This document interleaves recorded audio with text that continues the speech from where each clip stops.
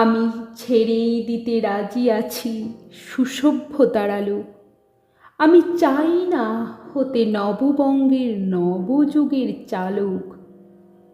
আমি নাই বা গেলাম বিলাত, নাই বা পেলাম রাজার খিলাত। যদি পরজন্মে পাইরে হতে ব্রজের রাখাল বালক, তবে নিবিয়ে দেব নিজের ঘরে সুসভ্যতার আলোক। যারা নিত্য কেবল ধেনু চড়ায় বংশীবটের তলে, যারা গুঞ্জা ফুলের মালা গেঁথে পরে পড়ায় গলে, যারা বৃন্দাবনের বনে সদাই শ্যামের বাঁশি শোনে, যারা যমুনাতে ঝাঁপিয়ে পড়ে শীতল কালো জলে, যারা নিত্য কেবল ধেনু চড়ায় বংশীবটের তলে। ওরে বিহান হলো জাগরে ভাই, ডাকে পরস্পরে। ওরে ওই যে দধিমন্থ ধ্বনি উঠল ঘরে ঘরে। হ্যারো মাঠের পথে ধেনু চলে উড়িয়ে গোখুর রেণু। হ্যারো আঙিনাতে ব্রজের বধূ দুগ্ধ দহন করে।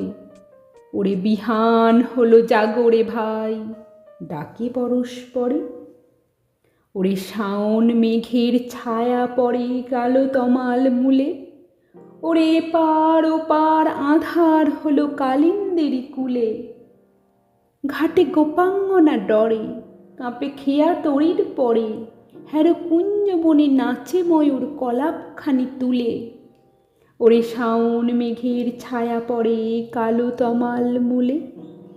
মোরা নবনবীন ফাগুন রাতে নীল নদীর তীরে, কোথা যাব চলি অশোক বনে শিখি পুচ্ছ শিরে।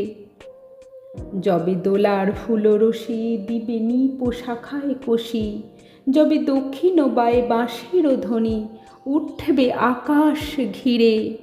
মোরা রাখাল মিলে করব মেলা নীল নদীর তীরে। আমি হব না ভাই নববঙ্গের নবযুগের চালক। আমি জ্বালাবো না আঁধার দেশে সুসভ্যতার আলোক।